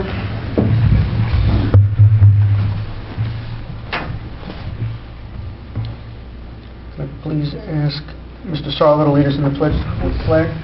Pledge allegiance to the flag of the United States of America and to the republic for which it stands, one nation, under God, indivisible, with liberty and justice for all.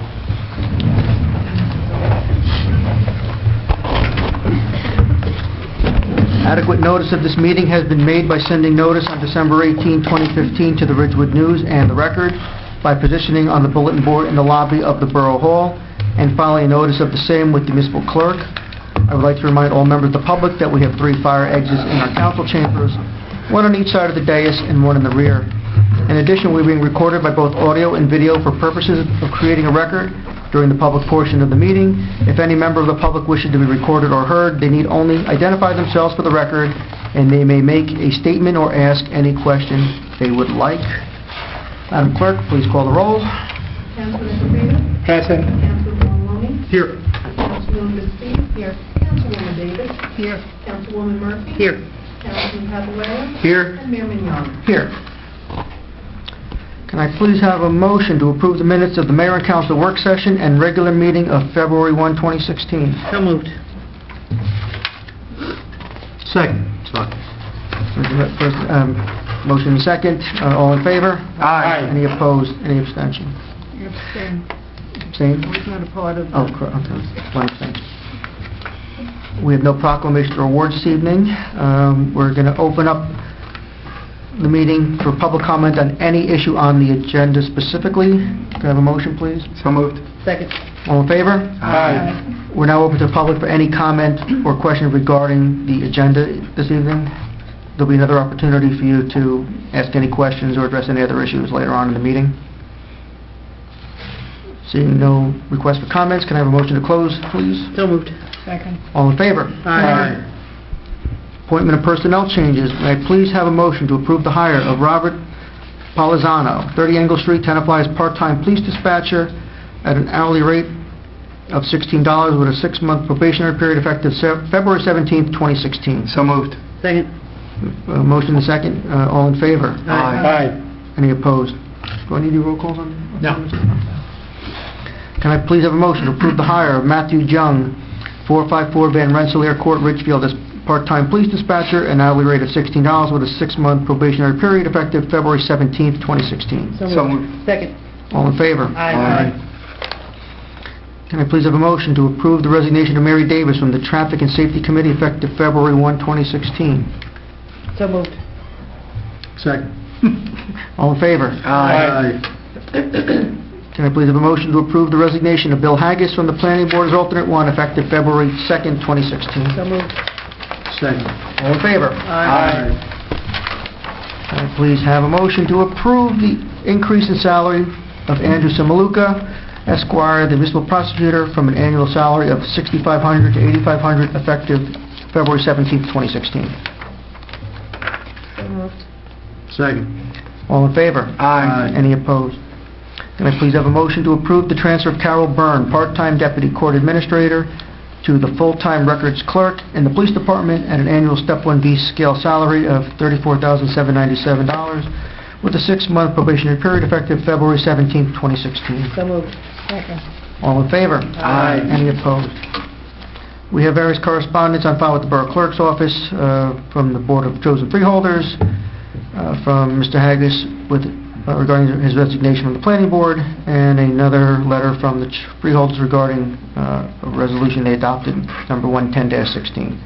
We also have on file with the clerk monthly reports for the Library Board for the month of February, the Board of Health for the month of January, and the annual financial statement for the borough for the 2015 calendar year. We have several ordinances on for first reading tonight. Madam Clerk, please read ordinance 1851 by title, please. Ordinance 1851, a capital ordinance of the Board of River Edge in the County of Bergen, State of New Jersey, authorizing the Tennessee George Parkfield Life siding replacement in said borough and appropriating the sum of $54,320 in the Bergen County's 2014 Open Space Recreation Floodplain Protection Farmland and Historic Preservation Trust Fund.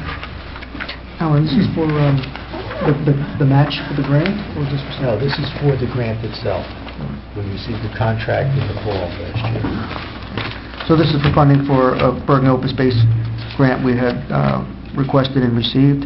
Can I please have a roll call on adopting this for first reading, please?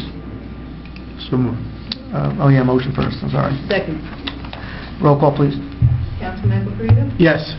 Councilman Bartoloni? Yes. Councilwoman Bastidt? Yes. Councilwoman Davis? Yes. Councilwoman Murphy? Yes. Councilman Papaleo? Yes. So the ordinance passes on first reading. We will have a public hearing at, I assume, the next meeting or thereafter. Second ordinance for first reading tonight is ordinance 1852. Please read the title, Madam Clerk. Ordinance 1852, an ordinance to exceed the municipal budget appropriation limit and to establish an account bank under NJSA 48:40-45.14 for the calendar year 2016. Alan, do you want to discuss the cap bank situation for this year and what the choices of the council were? Yes, Mayor, if I may, the state of New Jersey has a requirement that there is a cap limitation placed on the appropriations of the borough. There is also a limitation placed on the amount of the levy that we have. But in this instance, the cap amount, or the amount you're allowed to increase some of your appropriations, is set by the state of New Jersey. It's based on cost of living adjustments. This year, the rate of increase that they're permitting the municipality is 0%. They do allow, by ordinance, a municipality to go to a higher percentage, the only alternative of which is 3.5%. This additional percentage does not mean that the mayor and council will spend an additional 3.5%. In fact, the mayor and council for the past several years, while they've done this ordinance, have been substantially below that percentage. What it does provide for is flexibility now and in the future for a mayor and council to continue services beyond this 0%. So it is my recommendation that the mayor and council introduce and eventually adopt this ordinance, which would provide that additional spending authority, but not necessarily entail the expenditure itself. Yeah, and generally in past years, I've always advocated that we should adopt the lesser limit that we're allowed to by law, because, and generally, I mean, the intent of the legislature, from all observations, is they impose this 2% cap, and that should be what we should be living under. To come now and say you have a choice between 0 or 3.5, to me, that doesn't make sense.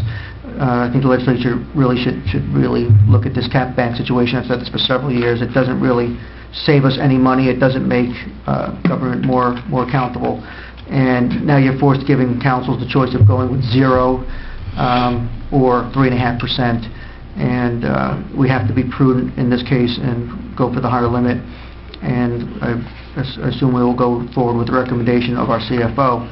So can I please have a motion to pass this ordinance on first reading, please? So moved. Second. Any discussion? Roll call, please. Councilman Epifrida? Yes. Councilman Bartoloni? Yes. Councilwoman Bastidt? Yes. Councilwoman Davis? Yes. Councilwoman Murphy? Yes. Councilman Papaleo? Yes. Okay, the ordinance is passed on first reading. There will be a public hearing at the next meeting or thereafter. One more ordinance tonight, 1853. Please read the title, Madam Clerk. Ordinance 1853, an ordinance to amend ordinance 1848 to fix the salary, wage, and compensation of the officers and employees of the Borough of River Edge in the County of Bergen and the State of New Jersey for the year 2016. Alan, this This is for the prosecutor. This is to amend the salary ordinance for Change the range. For the range. Do you have a motion? So moved. Second. Is there a second? Second. Any discussion? Please call the roll. Councilman Epifrida? Yes. Councilman Bartoloni? Yes. Councilwoman Bastidt? Yes. Councilwoman Davis? Yes. Councilwoman Murphy? Yes. And Councilman Papalayo? Yes. Okay, that ordinance also passed on first reading, and there will be a public hearing at the next meeting or thereafter. We have one ordinance on for second reading, meaning we have to go public hearing tonight, and it's ordinance 1850. Madam Clerk, what is the title of ordinance 1850, please? An ordinance authorizing an emergency appropriation, NJSA 40:4-53. And what was this for? This is for codification of ordinances, Mayor. For $2,000? Yes, yeah, $2,000. Okay, so we'd like to have a motion to open this open for public hearing on ordinance 1850. So moved. Second. Roll call, please. Councilman Frida? Yes. Councilman Ballmer? Yes. Okay, Councilwoman Christie? Yes. Councilwoman Davis? Yes. Councilwoman Murphy? Yes. Councilman Papalayo? Yes. We're now open for hearing comments from the public regarding ordinance 1850. If anyone has any comments or questions regarding the ordinance, now's your opportunity to speak. Seeing no one, can I please have a motion to close the public hearing on the So ordinance? moved. Second. Roll call, please. Councilman Frida? Yes. Councilman Barnwell? Yes. Councilwoman Christie? Yes.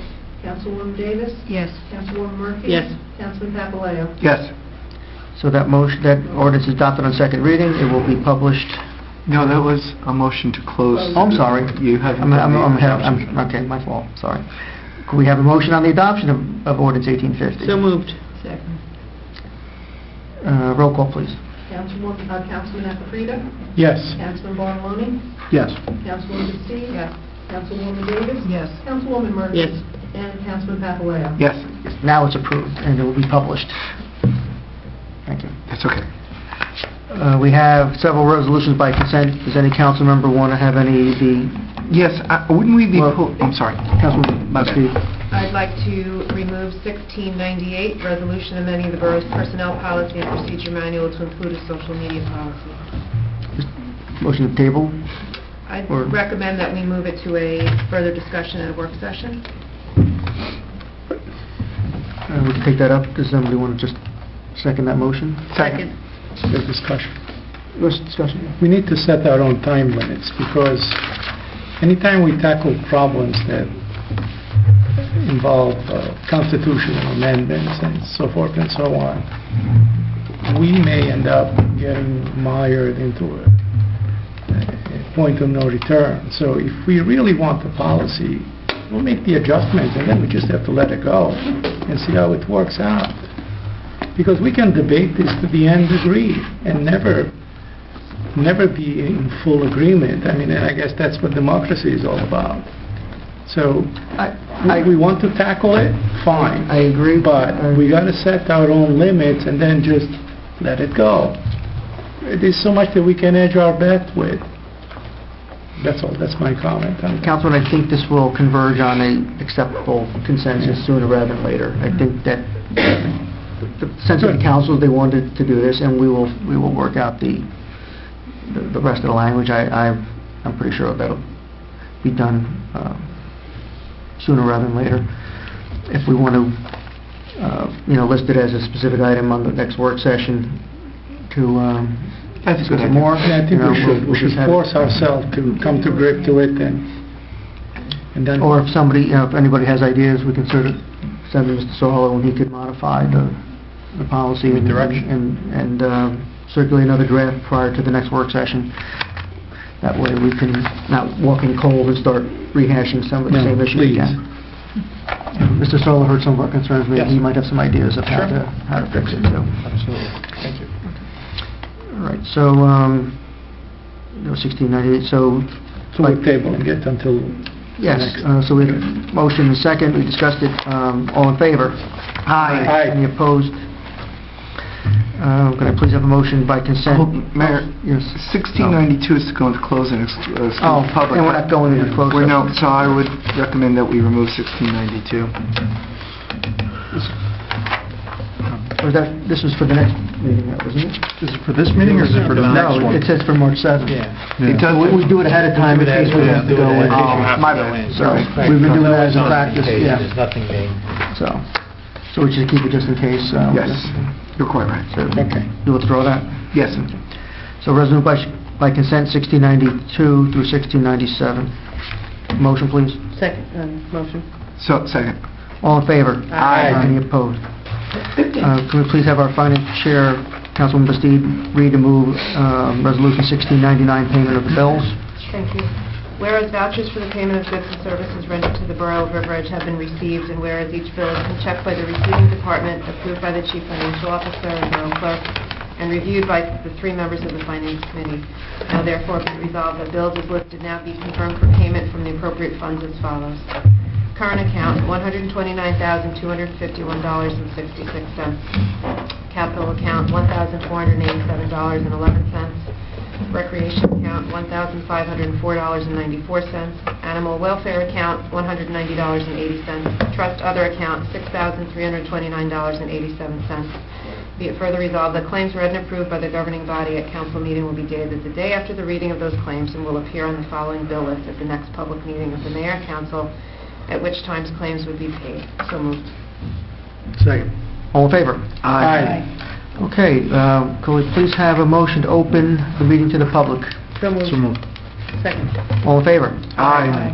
This is another opportunity for the public to make any comments, ask any questions about any item of any interest. Seeing none, can I please have a motion to close to the public? So moved. Second. All in favor? Aye. Council comments. Councilwoman Murphy? No comments. Councilwoman Davis? I thought it was a nice meeting. Feeling good. Nothing else? No, that's it. Councilman Aquafreda? There are federal occupancy laws that I'm sure are reflected on the multiple dwelling codes that affect the state of New Jersey, and they specify minimum area requirements for apartments, including the individual room in each apartment, as well as the additional square footage required to add occupants to that apartment. Otherwise, it becomes a overcrowded and a safety hazard situation. The problem with these laws is policing it, obviously. I mean, other towns in Bergen County have gone through great pains for overcrowding of apartments, and in some cases also incidents. I don't think we have the policing aspect in place in this town, and I'm one of the recipients of the over-parking. Even though I live down about 300 feet from the apartment, we still get cars parked in front of our house, so that everybody feels, I don't get any special treatment. I mean, that could be because kids have reached the age of driving and the family now buys another car. So I know we always have a tendency to think the worst, but it could simply be that there's a person 18 years or 17 years or older who still lives with the parents and has his own car. But there are laws. The problem we're going to have is to enforce them. Because some of these apartments were built 40 years ago, 50 years ago. But I think the landlords have requirements also. But again, the problem is going to be to enforce it. But the laws are in And the I don't know book. what percentage it covered, but we do know that the school district did a re-registration of the and so at least that would cover apartments that would have had school-age That children. addresses one side issue that came out of that. And apparently there was not an issue. No, as there was people not. had Zero thought. issue. But I don't know whether that represented 10% of all apartments or 80% of apartments, but certainly information we get from the school district, they could at least tell us what percentage of apartments had school-age children, and then you'd know whether, if you're talking about the remaining 20%, which may be contributing to this problem, versus, say, 80%. But it's just something that, I guess, again, you're looking at codification, that's certainly something that can be reviewed. It will be extremely difficult, because... Well, but there could be re-registrations, but that's not, we want to get into things like that, but... No comment, Mayor, thank you. Councilman Bartoloni? No comments. Councilman Bastide? No, thank you. I have to make one comment, since the chief is here, and I know he was primed to comment on police and social media, so I might just want to give you this opportunity, Chief, to provide a little more background and some information regarding the use of social media by police departments in general, your specific feelings on it, and how you would or would not be inclined to have social media or be part of, under this social media policy you've heard the council discussing tonight. I sure did. It's a subject that has different schools of thoughts within law enforcement. There's some departments that embrace it wholeheartedly, other departments that get into it with a lot of trepidation, some that won't touch it at all. The reasons run the gamut. I know of several chiefs, I don't want to mention any names or departments, but I know of several chiefs who got into it simply by saying, yeah, I got this young kid that's really into computers, and he came to me and wanted to put on a Facebook page, so I let him do it. And there was very little oversight beyond that. And then when you go to classes that are governing these things, you realize that's the last thing you want to do, is just have one of the kids on your department running the web page and you not having, or a Facebook page, whatever the media is, and not have oversight on it and a good handle on what's being put out there. The line starts to get blurred sometimes between what's on Facebook pages and other social media, as opposed to what would normally be released by a public information officer. And certain things are, especially for a police department, are of great concern when it comes to information. There are times when you most assuredly want to have a message get out to as many people as possible. You need input back from the community for certain types of things. And there are other things that may compromise ongoing investigations and even public safety. And that's kind of a fine line. That's why everyone in the department doesn't talk to the media. There are certain people designated as public information officers that have gone to training for that and understand what they're obligated to pass along to the press, what they're not obligated to pass along to the press, what can be released at a certain juncture. So these are the concerns that I have, and I don't feel that within my department I have the time or resources to tackle a specific social media page for the police department specifically. I don't have any reservation about putting together something very similar to what's done to the news outlets in terms of a blotter format that can be posted to either a borough web page, or if the borough elects to have a Facebook page. I myself have some concerns. I know just about everyone nowadays has Facebook pages, Twitter accounts, but I still have some trepidation about information from a police department going out over what is not a .gov website. That's a privately owned entity on Facebook, and had the potential for Mark Zuckerberg at some point in time to change the operating rules or the access parameters for a page that has my information on it. So that's one of the things that does come up in social media training as an issue that shouldn't go without consideration. And my thought was to have a web page rather from the police department, not necessarily a Facebook page in its present format.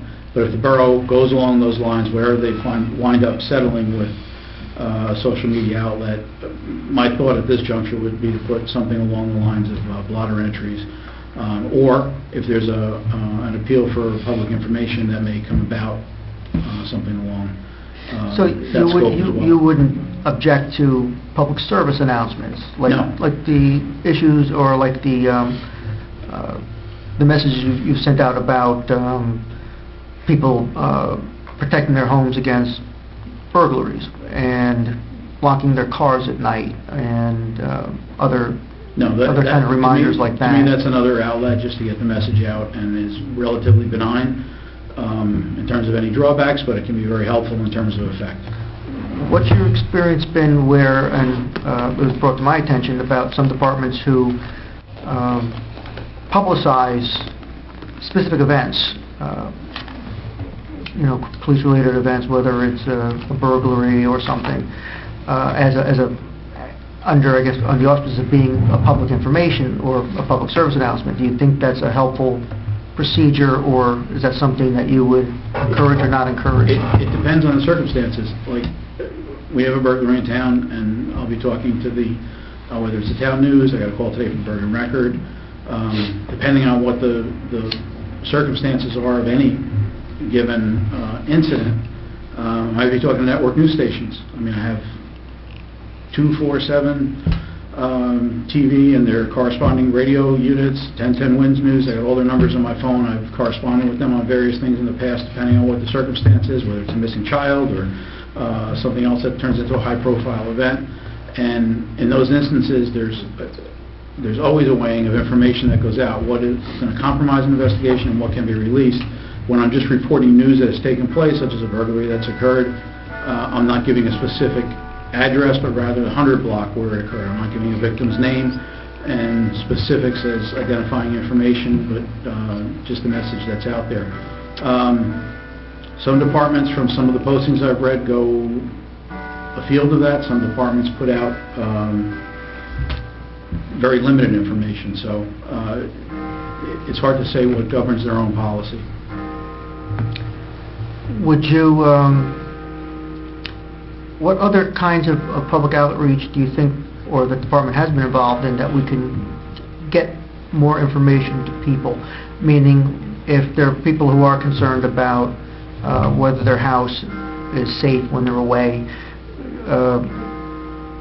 do you offer, have you ever had, say, spoken, say, at a PTO meeting or at something at the library where residents can come and hear, you know, the specific tips that they should follow? We have had seminars like that at both the library, the senior citizen meetings at SCORE. We've done it for PTO meetings as far as crime prevention initiatives. We've publicized it in the newspaper as well as at these meetings that we offer a home security survey to the residents. There was a time when the borough published a newsletter. It was done on a monthly basis. It was done on a quarterly basis for a while before it disappeared. It would periodically be an article in that in the borough's newspaper.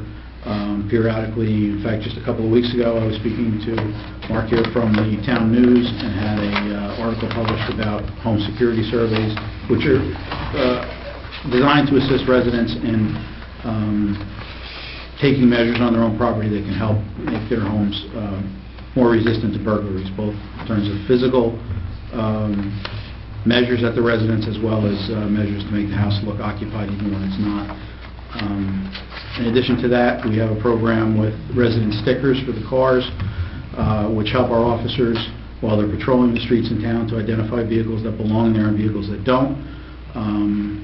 These resident stickers also allow people to park in certain places in town, which is an encouragement to have them for our residents, but there's always an effort to get more publicity out about that. These types of programs are also mentioned at River Edge Day. We have used the rec office for the reach that they have for people signing up for different events. We use that as a means of asking more people to sign up for Nixle and the borough website, which has information, you know, on there about those types of. And as a policy, would you generally encourage residents to contact the police if they see something unusual or some unfamiliar car or unfamiliar people?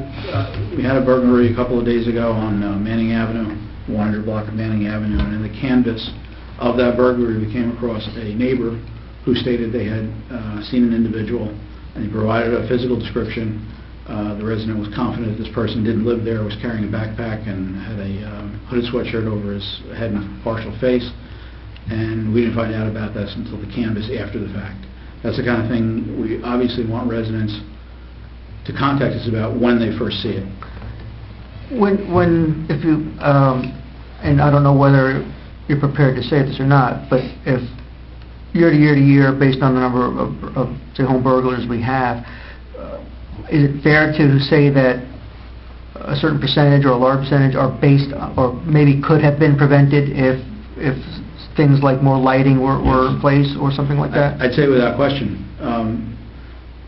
We have a very comprehensive report that we put together as part of every burglary investigation, burglary observation sheet, and the officer notes the condition of the structure upon his arrival, and there's a variety of categories that are involved. It's very comprehensive in our ability to track what took place at the residence, reconstructing the crime scene itself, and follow-up investigation by our detectives.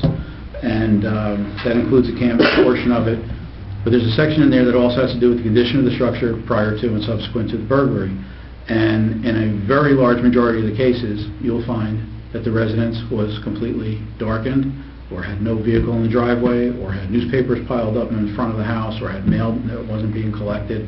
These are instances where people are away for vacation. But even in instances when people may go to work, especially during the winter months, and they don't come home until after dark, and they come home themselves to a darkened house that appears to be vacant. And a burglar that's going down the street is generally not targeting the area well in advance. All they do is drive around an area, see a house that they want to hit. It looks empty to them, they park on an adjacent block, go through a backyard or two, and go up to the house. They're in and out of the house in a couple of minutes. So those types of burglaries, which do make up a significant percentage of the ones we have, could be averted by very simple crime prevention measures on the part of the residents. It's akin also to what we have oftentimes with car burglaries, where vehicles are broken into. Almost invariably, they're unlocked vehicles. It's a very rare instance where a vehicle is smashed for a non-vandalism related incident, but merely to get inside the vehicle. Most of the times these vehicles are entered and rifled through, they're left unlocked. There's one more question. And I think the public uses the terms interchangeably, robbery, burglary. And I know obviously from your perspective, they're very different crimes. They are very different. Maybe just for public education, what would the police definition be of a robbery versus a crime, and why is it important for the public to understand the difference? A robbery is the forcible taking of property from a person, either by a weapon or a threat of physical force or violence. A burglary is the intentional entry into a structure where a person has no permit to be with the intent to commit a crime. Almost all burglaries take place in what the burglar hopes to be an unoccupied structure. In the 30 years that I've been a police officer, we've only had one burglar here in River Edge who used to go into houses specifically that were occupied, and it wasn't for the purposes of home invasion. This individual had a sexual component to his crimes, and he used to like to photograph the occupants sleeping in their beds. But that's a rare individual. Most of the burglars that go into a house do not want to encounter any residents. The few instances we have a year where they do encounter somebody, it's by bad luck on the part of the burglar and the homeowner both, and they're usually surprised in the act and then leave.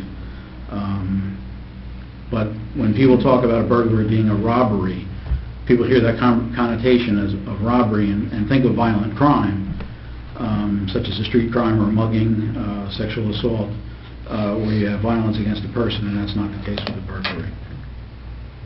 And I guess over the past several years, have we seen an increase in burglaries, decrease? It's been the same? Do they cluster in months, or are they spread out over the year? What's the general pattern? And by area, do we see more? If I were to overlay, all the incidents over the past 5 years, or a map of the town, are they pretty much spread out, or do we know? They are spread out, and they happen at different times, different ways. For example, if you went back to 2010 or 11, we had a huge spate of apartment burglaries. There were a lot of apartments that were being entered either through open casement windows or through what appeared to be the use of a passkey. And we had close to 38 or 39 burglaries that year. We did wind up making an arrest that accounted for almost half of them, and there were proceeds that were recovered from a number of those burglaries. And those were all centered in the apartments. And you have another type of burglar who doesn't do apartments at all, but does certain types of homes. There are some burglars that like to work adjacent to the main highways and will get in and out of town on a county bus. And there are some who will use high-end cars and target more high-end houses and use these high-end vehicles to blend into the neighborhood that they're in. In very general terms, burglaries tend to increase when the winter comes, the daylight savings time changes in November, and they usually go on until about March when the days start getting longer. You'll see an uptick in burglaries. Then you'll see a lull in some months until the summer, when a lot of people are away on vacation for the reasons I mentioned earlier. The house appears vacant and no one's watching it, and a lot of precautions aren't taken. So you'll see another increase usually in the summer months in June, July, and August. And the downturn in September, October. And this is not invariable, but I can show over a number of years this kind of pattern tends to repeat itself. And on average, River Edge tends to have in the vicinity of 20 to 24 burglaries annually. Some years it's as low as 15 or 16. Some years, like I said, because of a number of factors, a particular apartment burglar that may be in the area, in this case he was, or there was a release of some individuals that had been incarcerated for over a dozen years for serial burglaries. When they got released, there was an uptick all over the county in burglaries. But in general, that's a number that's pretty static year in and year out. Okay, and maybe this is something, but our police liaison wants to talk to you about more.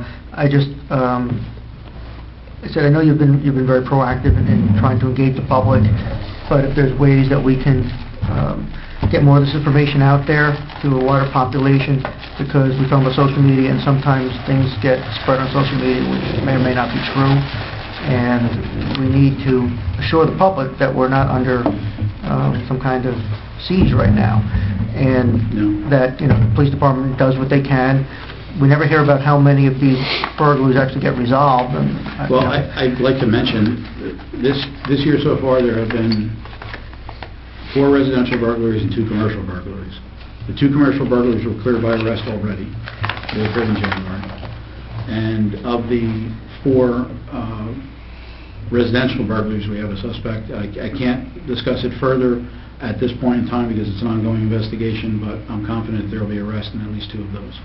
Because, you know, we want the public to be assured that our police department is doing everything they can, and that there's nothing unusual about what's occurring in River Edge compared to anywhere else. And if we can get more information out, there are different venues which are more reach more people, I think that would only be a good thing. So if liaison can work with that, and even with the schools some more, just so we can get more out. Councilman Murphy.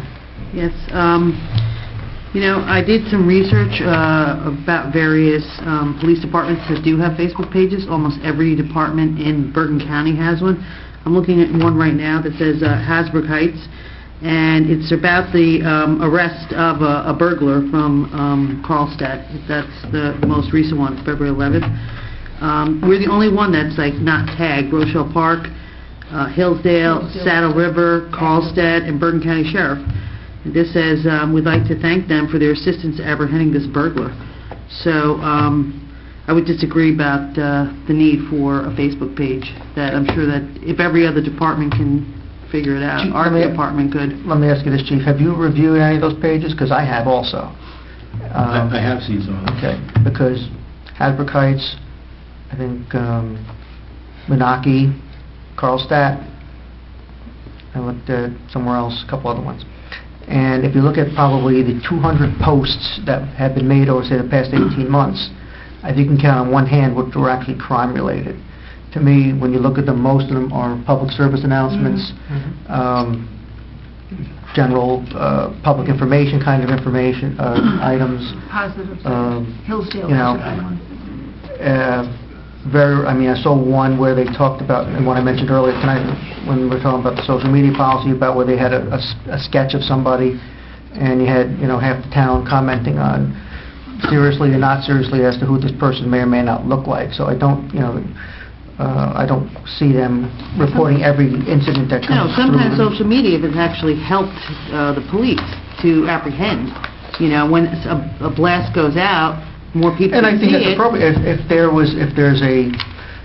was an eyewitness and they're looking for a specific car or a description of somebody, that makes sense. If there's a video of somebody doing something, you know, they put it out there. If there's a visual component to it, but just to say there was an incident at, you know, address XYZ, I don't know whether that serves a public purpose. I don't think you have to give the exact address. I mean, people do want to believe that we're proactive. Like you said, things go out on social media and then they take a life of their own. But that's the problem with social media, and too. if you don't get in front of it, then it just, you know, just takes life of their own. I know you said the town news, nobody really reads the But I town looked at some of those police, you look at some of those Facebook pages. Sorry. They're seeing, you know, they're reaching about 30 people. You know, it's not like they're reaching thousands of people either. So I think that a more widespread public engagement campaign makes more sense.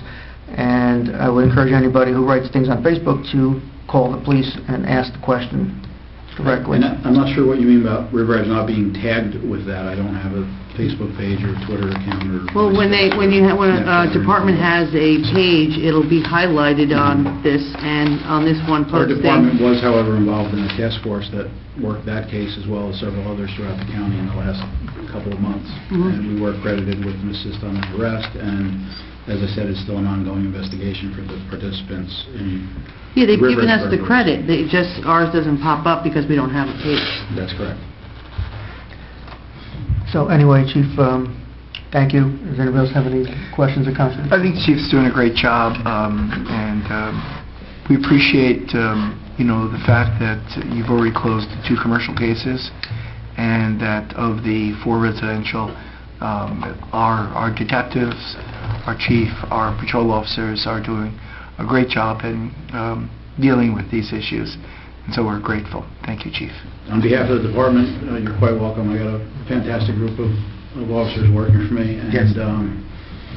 It's in no small measure to their enthusiasm and their aggressiveness in pursuing these things. And in terms of a burglary, while I'm providing numbers like we're averaging 20 or 23 or 24 in a year, that doesn't mean I take it lightly. Aside from a physical assault on a person, probably the next thing that comes close to that is the violation an individual feels upon finding their home ransacked.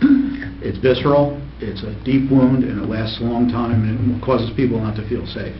So it's because of that we treat these crimes very, very seriously. Well, that's what... There are ones we've cleared 7 years after a burglary took place and recovered proceeds. So, I mean, it does happen.